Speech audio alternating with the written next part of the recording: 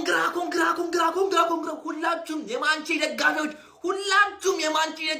ኮንግራ ልላችሁ ፈልጋለሁ። ገና በግማሽ ዓመት ገና በጃንዋሪ ገና የጥር የዝውውር መስኮት በተከፈተበት ጊዜ ገና አርሰናል ዋንጫ መብላቱን ሲያረጋግጥ እናንተ በድል ከሁሉም ውድድሮች መውጣታችሁን አረጋግጣችኋል። ኮንግራ ምን አይነት የውድድር ዓመት እያሳለፋችሁ ነው? ከፕሪሚየር ሊግ ፉክክር ውጭ ናችሁ። ምን አይነት እድለኛ ናችሁ? ከቶፕ 4 ውጭ ናችሁ። ቶፕ 6 እንደማገቡ አረጋግጣችኋል። ኤፍኤ ካፕ የላችሁበትም፣ ካራባኦ የላችሁበትም፣ ቻምፒየንስ ሊግ አትጫወቱ፣ ኤሮፓ ሊግ አትጫወቱ። በቃ ለሞራል ብቻ ነው የምትጫወቱት አድላችሁ። ኮንግራ ምን አይነት የውድድር ዓመት እያሳለፋችሁ ነው? እርምታደል እንዴ! ዛሬ ከኤፍኤ ካፕ ውጭ ሆናችሁ በቃ ምንም ቋጠር የላችሁ። ዶማ ዱንዙዝ ደጋፊውላ ገብቶላል። ምን አይነት የውድድር ዓመት ግን እያሳለፋችሁ ነው? ኮንግራ ብያችኋለሁ። ይመሻችሁ፣ የአራዳ ልጆች ይመሻችሁ። አካፋና ዶማ ፈዩ ማለት እናንተ ቀልድ ነው መሰለኝ የያዛችሁት። ይብላኝ ነው ወለዳችሁ ያገባችሁ ይፈታችኋል። ካንተበራችሁ ነው የነበረኝ ምን ነገራችሁ? ምንም ካንተበራችሁ አንጮህ ምን አገባኝ ደንቆሮውላ። በሜዳችን ብራይተን ገርፎን ጥሎን ሄዷል። እኔ ዲያጎ ዳሎት የሚባል ተጫዋች ለምን እዚህ ክለብ ውስጥ እንዳለ አይገባኝም። በመጀመሪያው 10 ደቂቃ ውስጥ 3 ስህተት ሰርቷል። አራተኛው ጎል ሆነ። ማርቲኔዝ መገኘት ነበረበት ዌልቤክ ያገባው ጎል ላይ። ያ ቦታ የማ ቦታ ነው? እዛ ጋ ነው አሰላለፉ ላይ እዛ ጋውን ተብሎ የተቀመጠበት ቦታ ነው። ዊ ወርሺት እንደተለመደው የሰው 10 ያገባል፣ እኛ በዳሩት እንቃጠላለን። አረ በዳዳ እሺ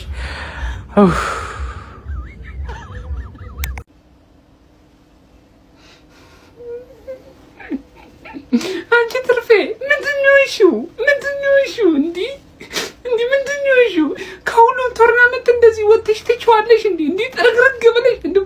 አሁን እሺ ምን ላይ ልትወዳደሪ ነው እንዴ? ከሁሉም ውድድር ወጥተሽ ምን ላይ የቤተሰብ ጨዋታ ላይ ልትወዳደሪ ነው እንዴ? ምንድነው ኢቢኤስ እንደውን እሱ ላይ ትወዳደሪ ይሁን? ትርፍዬ ምን ይሻልሻል?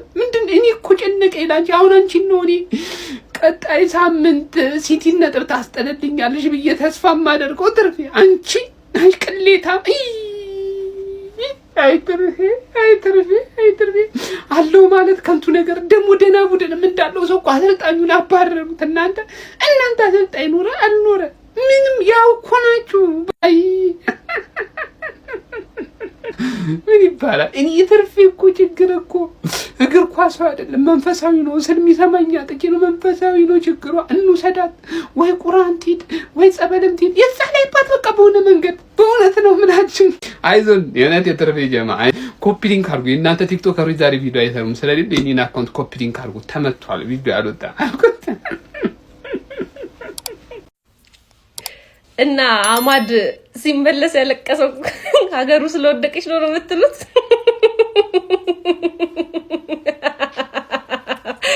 ነው የእምቦይሞን ማናየው ውስጡን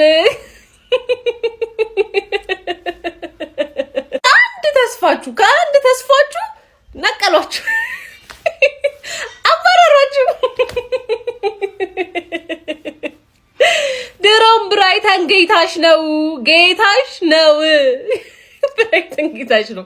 አባትሽ ሪውል ባል እሑድ እየጠበቀ ልጥፍ ሪግሽ በአባትሽ ነው። በቃ እመኑ።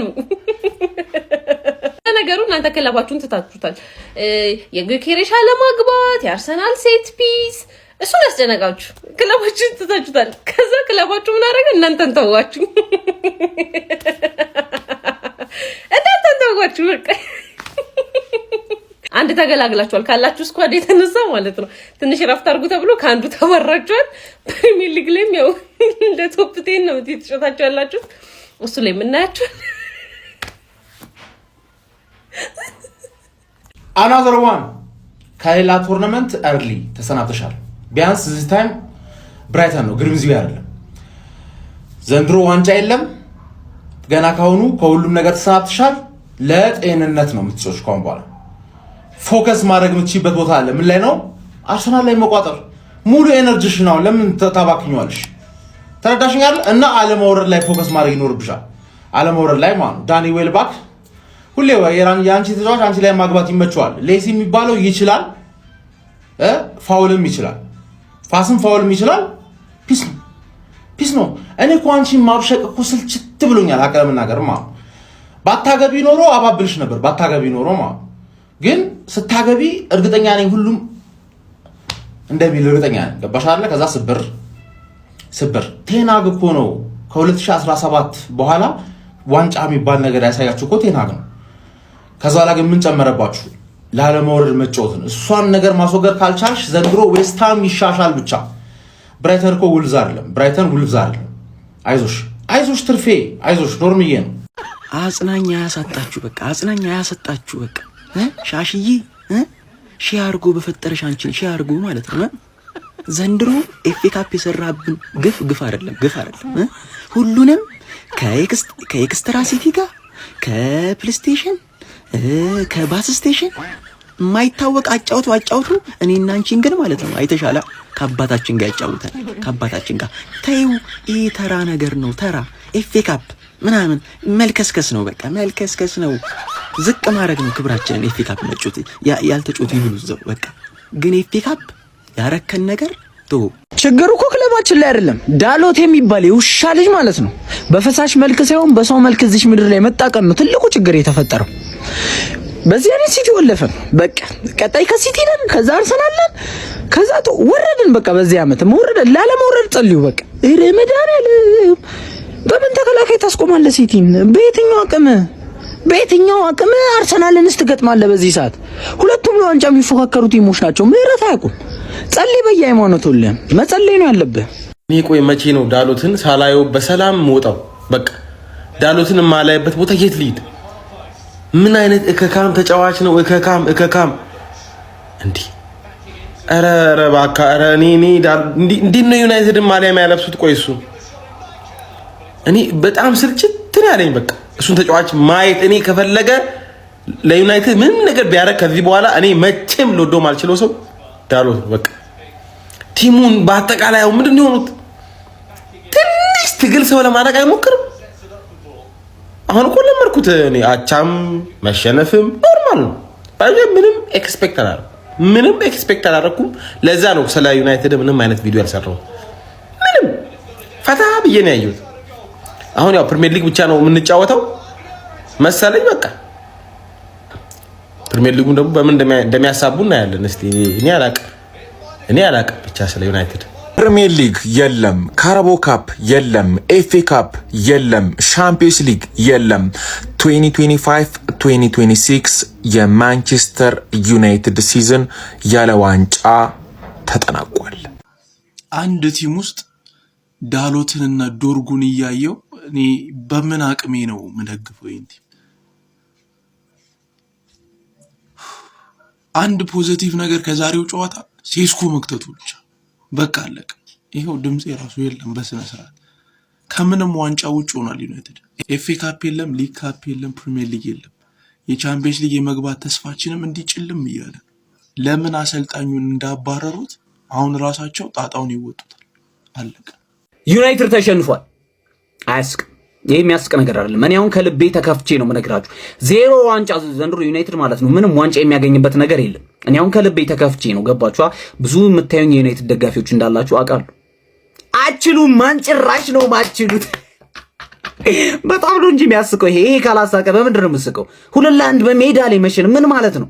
ትርጉሙን ታውቁታላችሁ? እኔ አዘንኩ ለእናንተ አዘንኩ። ኧረ በስመ አብ። አሰልጣኝ ይቀየራል፣ ቲሙ ያው ነው። ይኸውላችሁ መቀየር ያለባችሁ ሜዳውን ነው። ሜዳችሁ ምንም አይመጣውም። በቃ አትችሉም። በስ ደጋፊው ደግሞ ልክ አንድ ስታገቡ የሆነ ካምባክ የሚደረግ ምናምን መስሎት ምናምን ሌስ የፈጠነ በቃ ይወጣል። ከዛ ስትጮህ እዛው ደነገጠ። ህፃን ልጅ ላይ አትጩ፣ ይደነግጣሉ። ደነገጠ በቃ ይወጣል። ተስፋችሁን እዛው ጉምድ ያደረገላችሁ። እኔ ግን ማለት ነው ፓስካል ግሮስ ልክ ብራይተን ሲመለስ ለምንድን ነው ዩናይትድ የሚሸነፈው? ይሄንን ታውቃላችሁ? ለምንድን ነው የሚሸነፈው? 10 አገባለሁ ያልኩት እኔ 7 አገባለሁ ያልኩት እኔ ብራይተን ላይ እጫወትበታለሁ ያልኩት እኔ በአንድ ሕፃን ሸፋፋ ልጅ ምንም ባረባ ነገር ራሱን እንትን ሲል አጉል የተሰራውት እኔ ብራይተን 10 ያገኘ 7 ለጠፈኝ 7 ምንድነው ታዲያ የሚደረገው?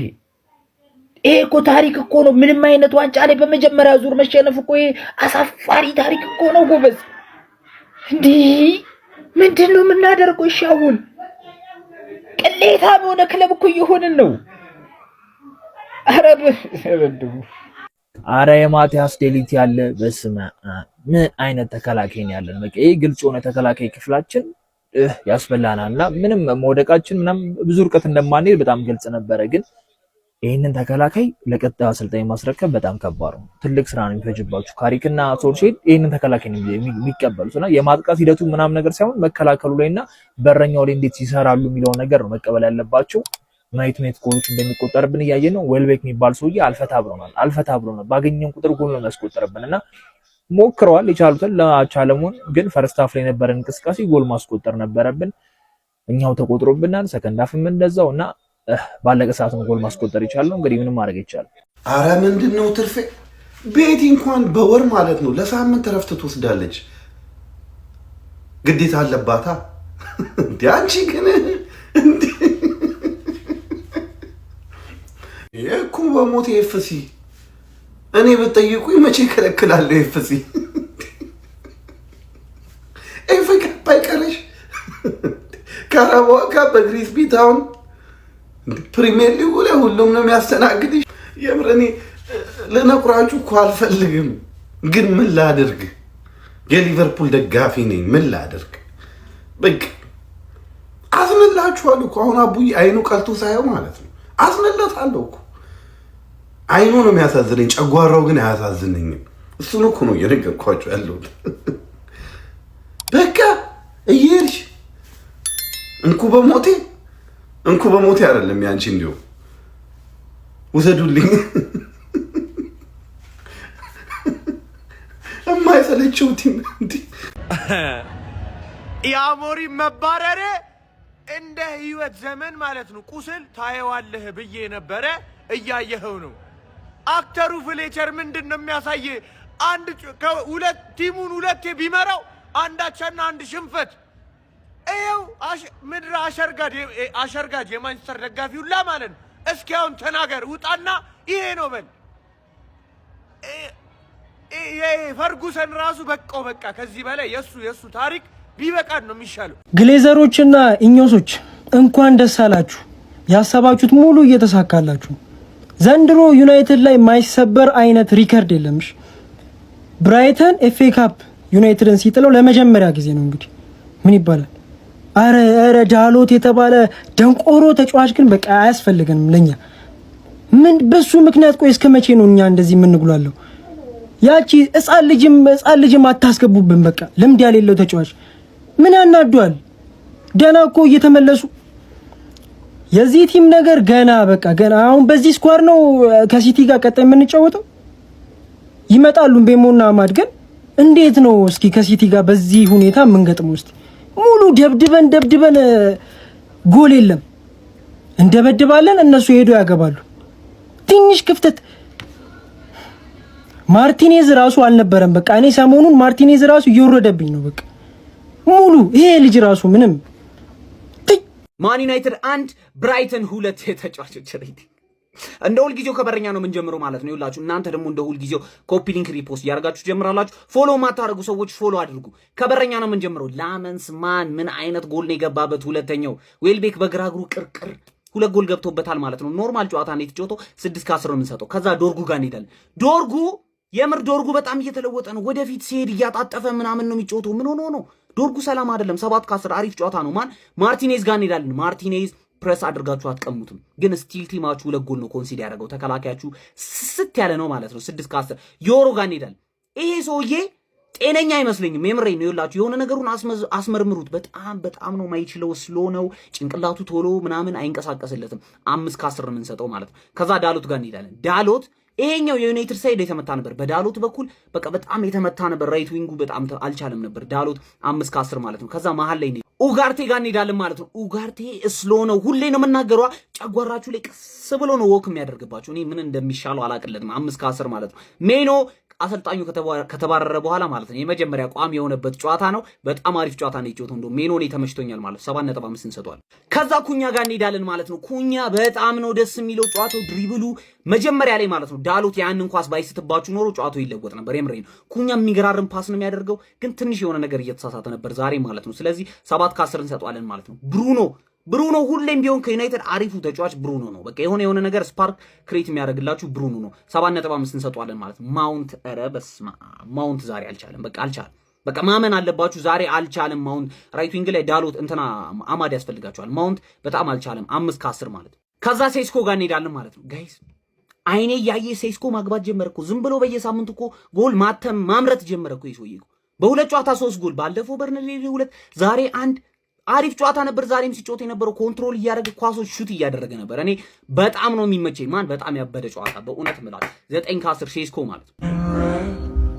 በዚህ ሰዓት አርሰናል ፕሪሚየር ሊጉን፣ ቻምፒየንስ ሊጉን፣ ኤፍኤ ካፑን፣ ካራባው ካፑን አራቱንም ዋንጫዎች ቢበለው ምንም እንደማይመስለኝ በዚህ ልክ ነው ዩናይትድ የሰበረኝ። የእውነት በዚህ ልክ ነው የዩናይትድ ነገር ያሳሰበኝ። አስቡት በግሪምስቢ ታውን ከካራባው ካፕ ኤፍኤ ካፕ እንደምታዩት ፕሪሚየር ሊግ ነው።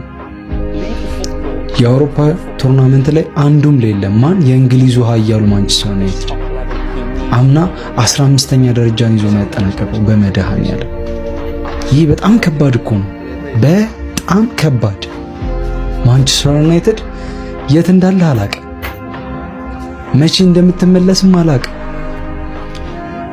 ዳሎ እግር ኳስ ተጫዋች ነው በሚገርም ሁኔታ፣ ያውም የማንቸስተር ዩናይትድ። የዳሎት እናት የግሌዘር ውሽማ ነው የሚመስሉኝ አሁንም። የምሬን ነው መላችሁ። 5 አሰልጣኝ እዚህ ቡድን ሲፈራረቅ የተጫዋች ስቲል እስካሁን አለ።